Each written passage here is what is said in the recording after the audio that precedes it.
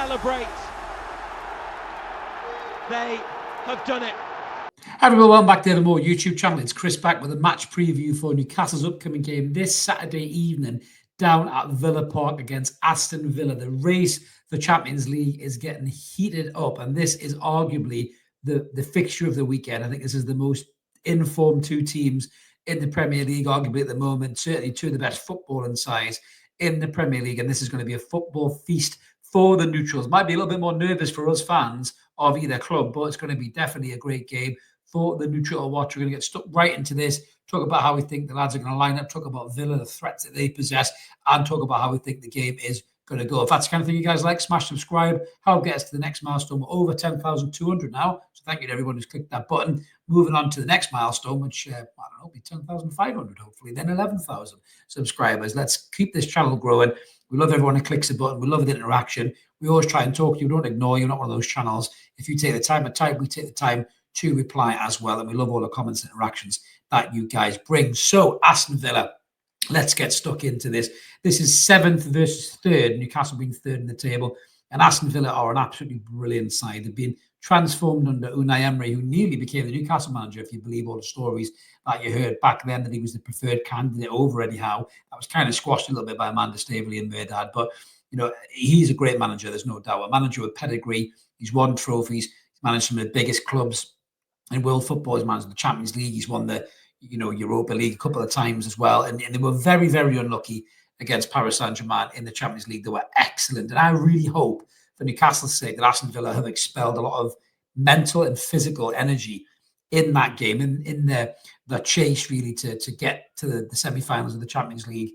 And that will show at the weekend. But they've got a really, really good side. We'll get into them in a minute. But if it wasn't for Donnarumma being amazing in the goals for PSG, arguably Villa could be through to the semi-finals as well. But anyway, that's been and gone. Villa will be concentrating on the league, and they will want to get back to the Champions League, as will Newcastle. So this is going to be a brilliant game. So getting stuck into Newcastle United, how we're going to line up. It's really easy to pick this lineup, just the same as it's been for the last two games. We've got 9 goals in 2 games, only conceded 1. We have been brilliant. Now, playing Aston Villa in the run of these fixtures, for me, was the one that always screamed out at me is that's the most difficult game.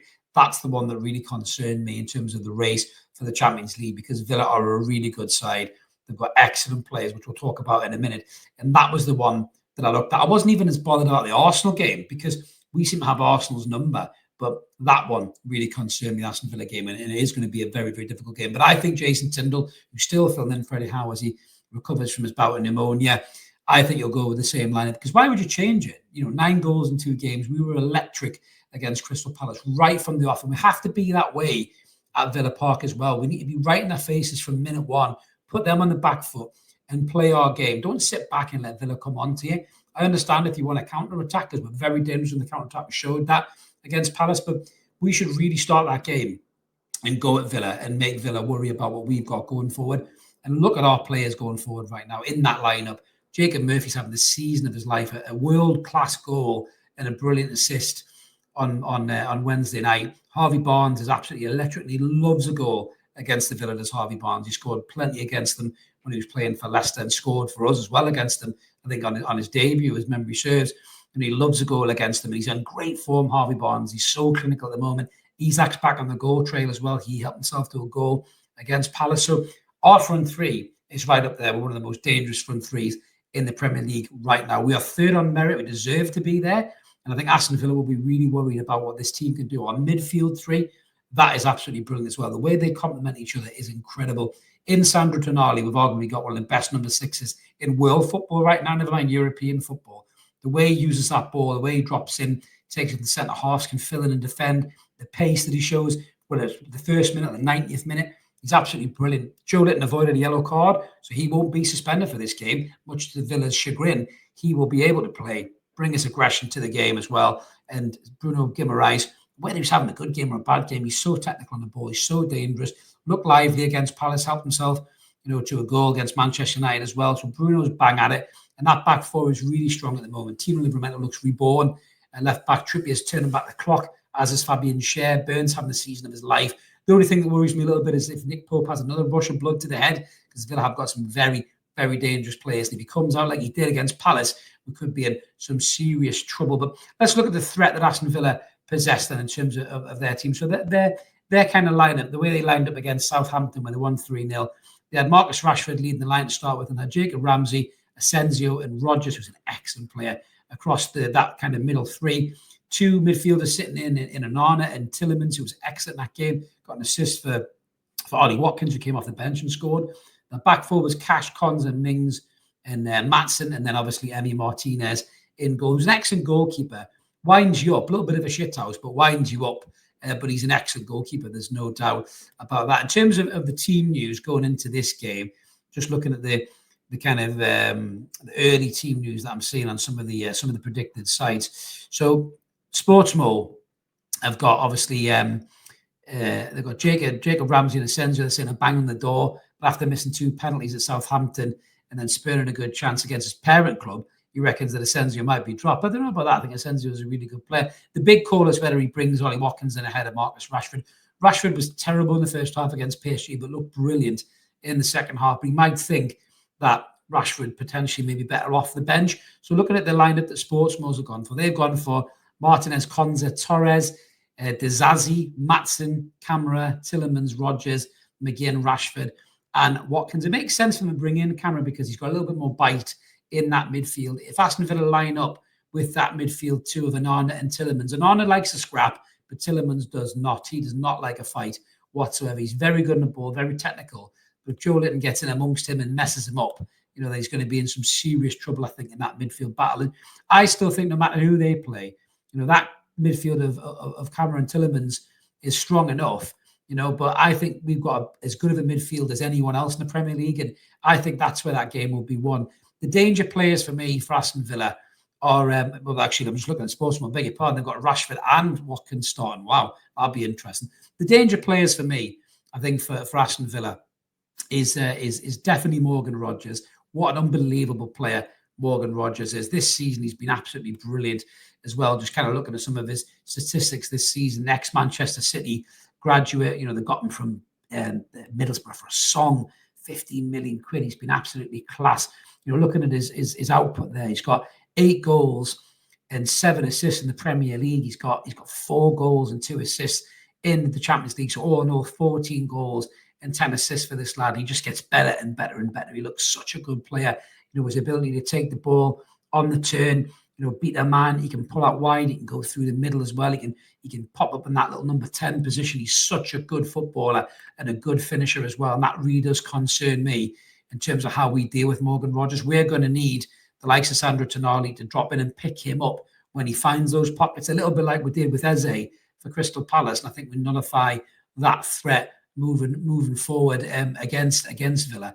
You know, the big player who's maybe drawn a bit of controversy, I think, at the minute is Ollie Watkins. So Ollie Watkins, a lot of fans are probably a little bit perturbed as to why he's missing out on football. Looking at his stats this season, so he's got 14 Premier League goals and 6 assists this season. He's got 1 in the Champions League and 4 assists. So, oh no, he's got 15 goals and 12 assists. But Emery seems to be trying to find a way to get Marcus Rashford into this team and get Marcus Rashford back to the player that we all know Marcus Rashford can be. And we have seen glimpses of it. You know, you've got to remember he's not probably fully fit. He's probably just getting back to that level of full fitness now that we saw at Manchester United.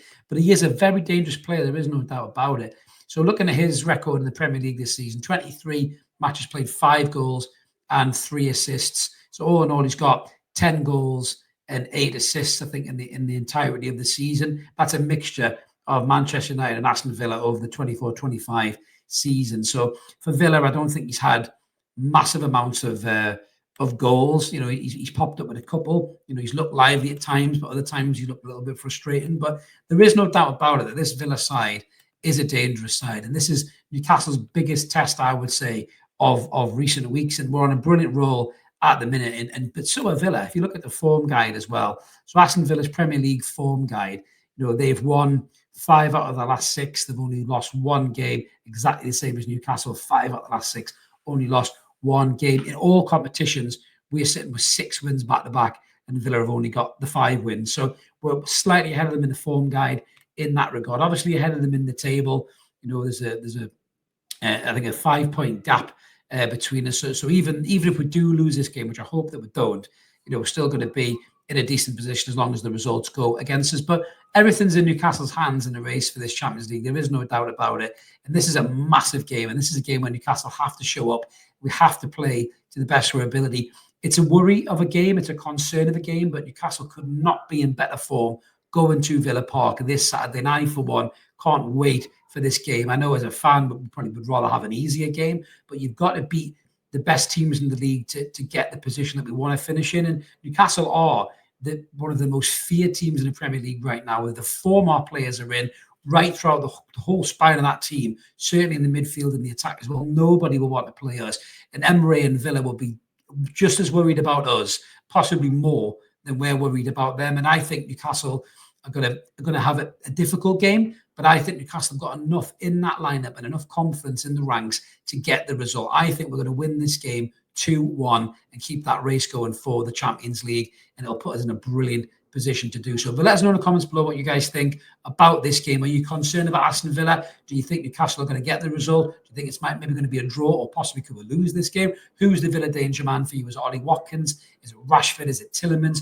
Who's the player you're concerned about the most? Is it Rodgers? What a great player he is as well, to be honest with you. This is definitely the best team we've played for a good few weeks now. And I think Newcastle have got to be bang at it to get the result. And I think they will be. We'll be back with a post-match reaction to this game on Saturday night. Hopefully, I'll be smiling from ear to ear as Newcastle have won again against a Champions League rival. Took points off them just to doubly boost our efforts to get to the Champions League as well as get the result. And hopefully, I'll be in a good fell. Thanks for watching, everybody. Like and subscribe. Keep it evermore. Have a belter, and we'll see you at the weekend. Cheerio.